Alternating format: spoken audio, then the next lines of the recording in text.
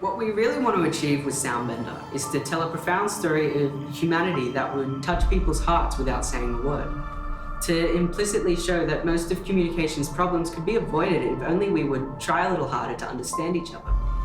Dropping people into the dark and magical land of childish wonder with a feeling of deep-sea exploration, then easing them into a mischievous and troublesome land of miscommunication, and then making them feel all the dreads of disagreements and misunderstandings, with the lighthouse of hope showing them the way out. We would like to leave the player with a sour taste of wonder about all just happened to them. Every metaphor, every piece of art and every sound and melody will be carefully designed and crafted to make the player feel the journey with their hearts rather than understand it with their minds.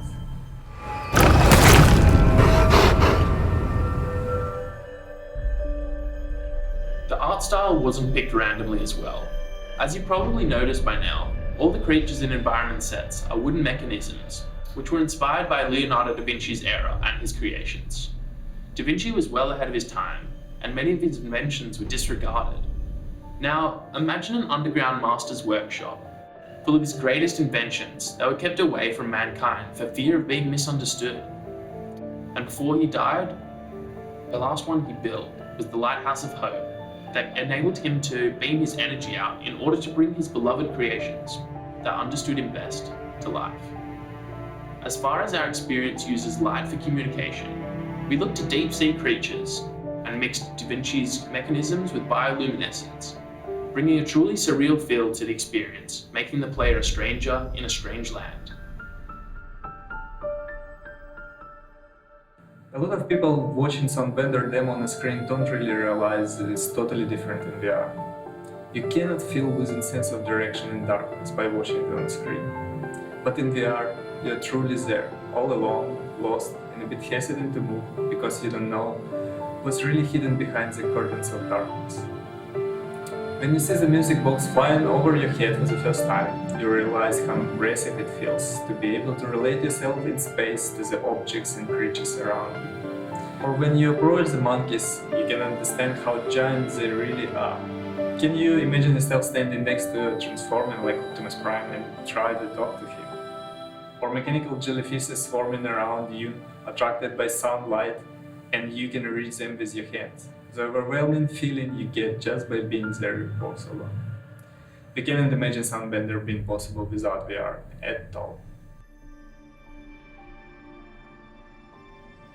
The video capture you've seen on the screen actually comes from a 30-minute playable demo put together by a handful of talented students from the UTS Animalogic Academy in Sydney, Australia, mentored by a couple of VFX professionals within a period of 6 months. The demo includes implemented mechanics of sound light generation and manipulation, complete 15-minute tutorial that teaches all the mechanics by interacting with 2 characters, in the main broken bridge of communication metaphor with animated monkeys, the bridge, and puzzle mechanisms. Even though it's still got plenty of room for improvement, it's working and it's been tested by many people giving their wows and positive feedback. How have we achieved it? We've done it by having a passionate team and using modern workflows and technology, like procedural modeling and instancing with Houdini to Unreal, using scalable substance procedural texturing techniques, and other pipeline tools that sped up our production and improved our productivity. It's worth mentioning that we had little to no experience with real-time, so we had to learn and adapt rapidly, which hopefully shows the capabilities and flexibilities of our team. To make the mechanics work, we had to do quite a bit of technical R&D with procedural real-time sound processing and sound visualization using the early access Unreal technology. We hit many walls, but we were still able to solve the problems and deliver the working demo, which made it evident that difficulties are not going to stop us making what we have in our mind. Even though we're proud of our progress, think of what we could achieve with your support. What we actually want to build is a 2 to 3 hour long adventure puzzle game that walks the user through 3 levels of communication difficulty: wonder, mischief, and misunderstanding. Having 2 minor and 1 major metaphor set in each with a minimum of 3 characters per level with different interactive possibilities.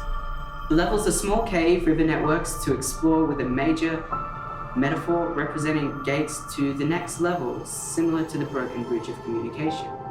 We'd like to add extra platforming and adventure game mechanics and extend the range of available sound light manipulation abilities. The full breakdown can be arranged upon request. And lastly, communication without other people doesn't really make much sense. So we want the user to be able to meet another player on another boat on their journey, and they would be able to travel and solve puzzles in cooperative multiplayer, communicating with the sound line alone.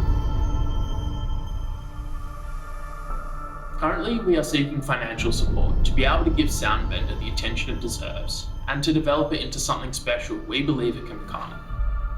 With emerging immersive technologies and constantly growing interest towards them, with millions of VR headsets sold already, we have an opportunity to compete in a not yet oversaturated market.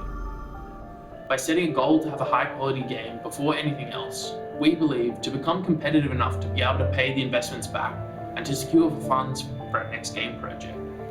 Our dream is to be able to create fun and remarkable games that will touch people's hearts.